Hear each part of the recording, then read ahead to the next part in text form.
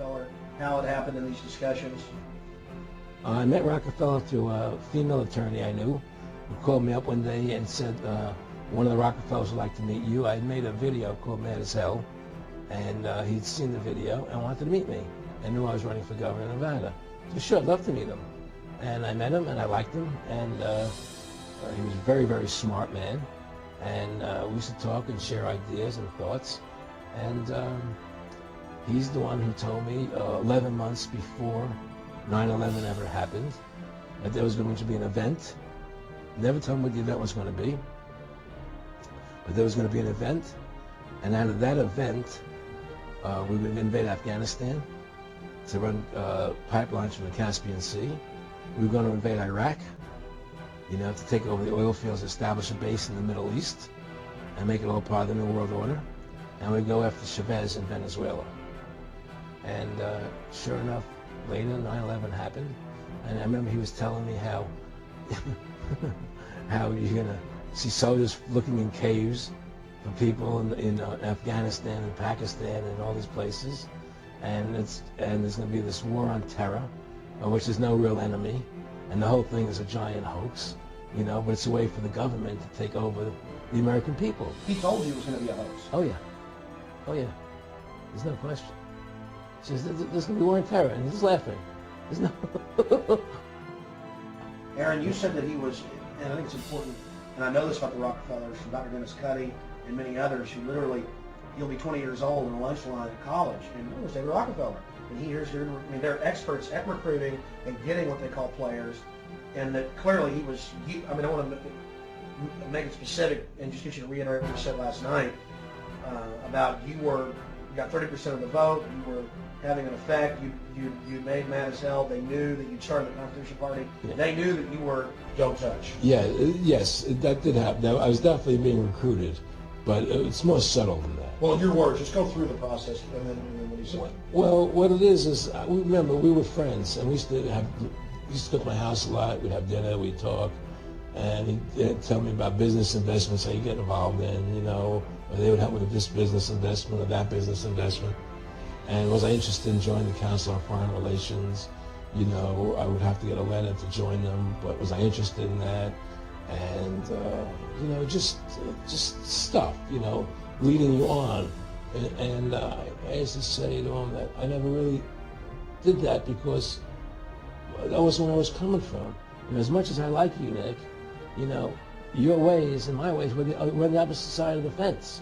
You know, I don't believe in enslaving people. Side of the fence. And, you know, I don't believe in enslaving people. You know, and he would come back with, "Oh, I do."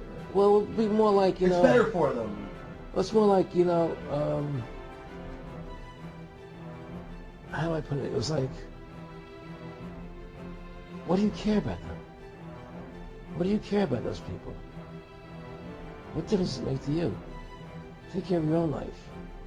Do the best you can for you and your family. What do the rest of the people mean to you? They don't mean anything to you. They're just serfs. They're just people. You know, it was just a lack of caring. You know, and that's just not who I was. It was just sort of like cold. You know, it was just like cold. You know, and I used to say to him, what's the point of all this? You have all the money in the world you need. You have all the power you need. What's the point? You know, what's the end goal? And he said the end goal was to get everybody chipped, to control the whole society, to have the bankers, the elite people, you know, the bankers and some governor controlling the world. And I said, do all the people in the Council on Foreign Relations believe this way you do? Said, no.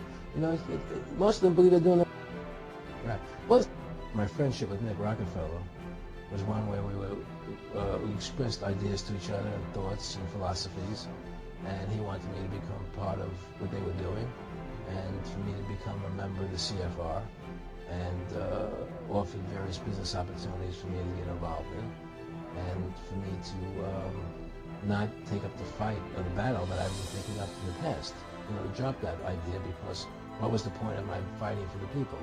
Now, I was a guy who was very successful in the movie business, and I saw the truth of what was happening. I tried to express it to the people, and rather than having me express it to the people, they wanted me to join their side because I was a mover and a shaker, and rather than me opposing them, to join them. It was real simple. And he tried to recruit me into that situation, and I didn't go for it. Did he get angry when you didn't go for it? No. And you know, it's like, you know, I remember one time he said to me, "You join us, so you have an ID card there, and you know, you have a chip, and your chip will say KMA on it." And I said, "What does KMA mean?" He said, "It means kiss my ass." And anybody stops you, a cop or whatever, and you show them your card or your chip, and they'll know to leave you alone because you're one of us, you know. And you know, why are you fighting for the people for? What is that about? The people just, you know, they have to be ruled. They have to be, you know, the Constitution. What you're standing for is only for a few people. It's only a few individuals that can live that way, you know. And we believe that a special society to be ruled by an elite people who control everything. And I said, I don't believe that. You know, I believe God put me on this earth to be the best person I could be, and put everybody on this earth to be the best they could be, not to be a slave and a sheep to you and these people. And I don't understand why you want to control everything. What is the need for that? You know? And I asked them, do all the people in the Council of Foreign Relations feel the same way you feel? I said, no, a lot of them think they're doing the right thing.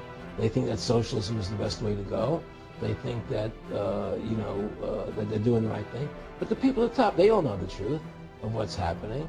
And that's what it is. So it's compartmentalized within the elite structure as well. Of course it is. Of course it is. I mean, all the people that are in the CFR, was that 2,000-3,000 people have to go to, like, Dan Rather. They don't know what's going on. They join the CFR because it's prestigious.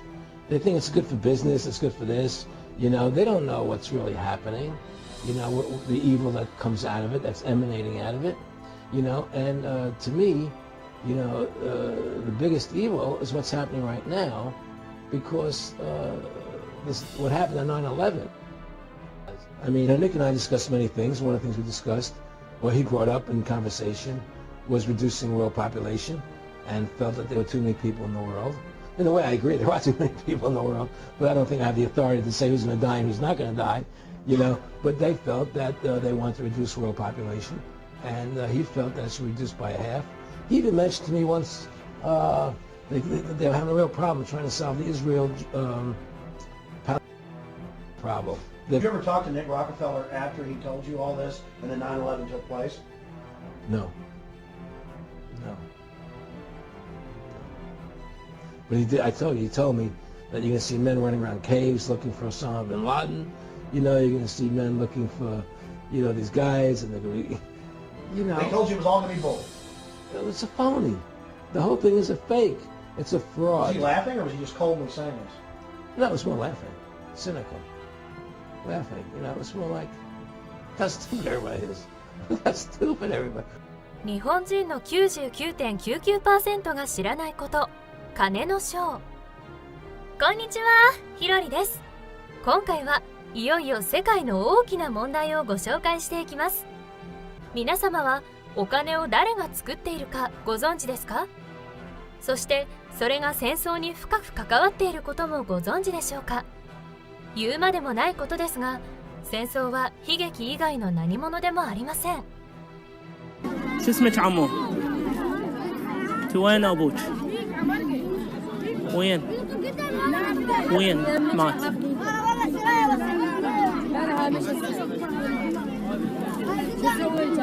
شنو متريقة متغدية متعشية؟ احكي Hello, my name is Maysam. I'm 10 years old. I'm Palestinian. I live in Gaza. I want to tell you that I'm still alive and I'm not terrorist. So don't kill me. Give me the chance to still alive. Bye. 戦争は一体何が原因で起こっているのでしょうか？それはお金についての説明から始めなければいけません。例えばこのドルというお金、アメリカという国が発行していると思われがちですが、ドルは FRB という完全に 100% 民間の銀行が発行しています。こちらの映像をご覧ください。 Look, brothers and sisters, in 1912, in 1912, on December the 22nd, the Central Bank of America was taken over by certain families. The Federal Reserve that prints the money is not owned by the government. Right. That's right. In Europe, a man by the name of Rothschild made this statement. He really didn't care who was king or ruler, as long as he controlled the finance. Rothschild had 5 sons, and he sent those sons into different parts of Europe. Yes, sir. Yes. He sent one son to England, one to France, one to Italy, one to Austria, and one stayed at home with the father in Germany. Yes, sir. And they all became a part of the house of Rothschild, but through manipulation of money, the son in England grew up, and that became the Bank of England, the Bank of France, the Bank of Italy, the Bank of Austria, the Bank of Germany. These were central banks that printed the money of these nations that now were in the hands of a family that had spread out with not the intention of doing good, but the intention to become manipulators and controllers of the destiny of the world and nations. Come on. Come on. Go ahead. Europe had many conflicts. And the Rothschilds would finance both sides. That's right. That's right. What you don't understand is that war is a manipulation of money. That's right. この動画で名前が出たのはロスチャイルド家だけでしたが、 FRB の株主は1914年の時点ではこの人たちでした。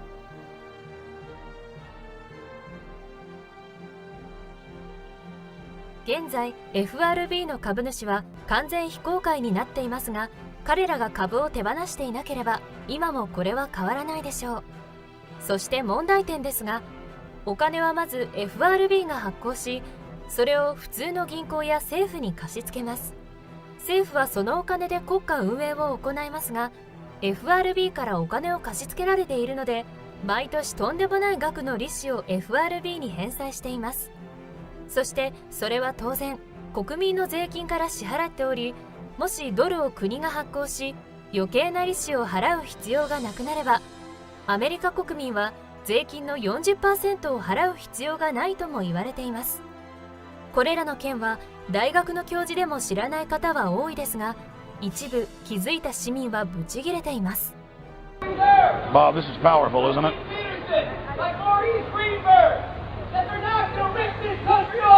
That's right. Here's some of the folks who are talking. Tell them more. Go ahead. Tell your friends at the Federal Reserve, we are shutting the Federal Reserve down. Your private banking cartel's going down.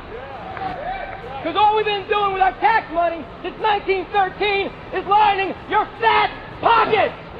ちなみに日本の中央銀行日銀はジャスダックに上場しており、株の所有者は 55% が政府ですが、残りの 45% は非公開。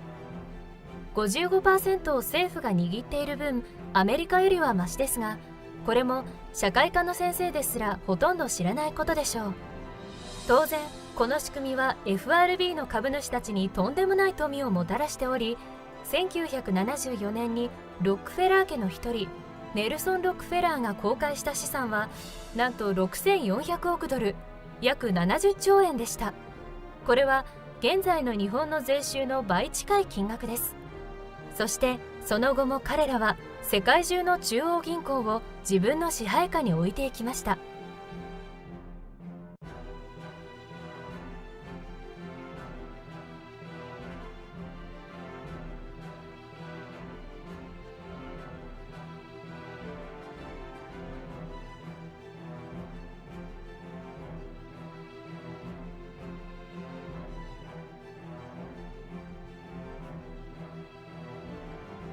アフガニスタンは911でテロとの戦いを名目に戦争へ。イラクは大量破壊兵器を持っていると疑われイラク戦争を起こされますが、イラクは大量破壊兵器を持っておらず、さらにフセイン大統領は処刑されました。リビアもアメリカの軍事介入で最高指導者カダフィが殺害されます。非人道的な独裁者だと宣伝されたカダフィでしたが、リビアは教育は大学まで無料、健康保険も無料、職に就けない者には住宅を提供するという人道的な国家であり、カダフィはアフリカの英雄でした。そしてこれらの国の中央銀行はロスチャイルド家の支配下に。さらにスーダン、パキスタンも支配され、残るはシリア、イラン、北朝鮮、キューバですが、イランはアメリカが核合意から離脱するなどこれから揉める気満々で、北朝鮮、キューバは落ち着いたように見えますが、予断を許さない状況です。そしてシリアも。I want to talk to you about why the New World Order hates Syria and why they are attacking the country now. The New World Order is a plan to bring all nations under the control of one power. People might argue about who the real power is behind this agenda, but those who are observant will notice that this New World Order, or NWO, is the end game. Syria has always resisted and is the front lines against the New World Order. One of the ways that Syria resists is that Syria does not have a Rothschild central bank. A Rothschild central bank is a bank that has been bought by the Rothschild family, one of the richest and most powerful families in the world. It is a bank which is under the control of the Bank of International Settlements, which decides how much money is worth in a nation and how much debt a nation has. In Libya, one of the first things that happened after NATO took over that country is their central bank was turned into a Rothschild central bank. このように中央銀行がロスチャイルドの手に落ちていない国は戦争を仕掛けられ支配されます。もちろん中央銀行だけでなく石油のためなどもありますが、それも含めてお金のために戦争をしているのです。また911に関しては戦争をするためのアメリカの自作自演ではないかという説も。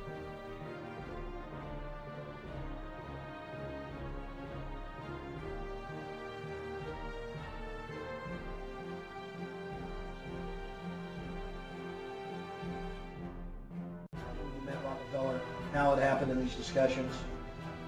I met Rockefeller through a female attorney I knew who called me up one day and said, one of the Rockefellers would like to meet you. I made a video called Mad as Hell, and he'd seen the video and wanted to meet me and knew I was running for governor in Nevada. So sure, I'd love to meet him. And I met him and I liked him, and he was a very, very smart man. And we used to talk and share ideas and thoughts. And he's the one who told me 11 months before 9/11 ever happened that there was going to be an event. Never told me what the event was going to be, but there was going to be an event, and out of that event, we would invade Afghanistan to run pipelines from the Caspian Sea. We were going to invade Iraq, to take over the oil fields, establish a base in the Middle East, and make it all part of the New World Order. And we'd go after Chavez in Venezuela. And sure enough, later 9/11 happened, and I remember he was telling me how you're gonna see soldiers looking in caves for people in Afghanistan and Pakistan and all these places, and there's gonna be this war on terror, which there's no real enemy, and the whole thing is a giant hoax, but it's a way for the government to take over the American people. He told you it was going to be a hoax. Oh yeah, there's no question. He says, there's going to be war on terror, and he's just laughing. There's no... They told you it was all going to be bull. It's a phony. The whole thing is a fake. It's a fraud. Was he laughing, or was he just coldly saying this? No, it was more laughing. Cynical. Laughing. It was more like, how stupid everybody is. How stupid everybody. いかがでしたか？人類最大とも言える問題。それは通貨発行権が民間企業の手にあるということ。それにより格差はどんどん開き、一般市民の暮らしはどんどん貧しくなっていくのです。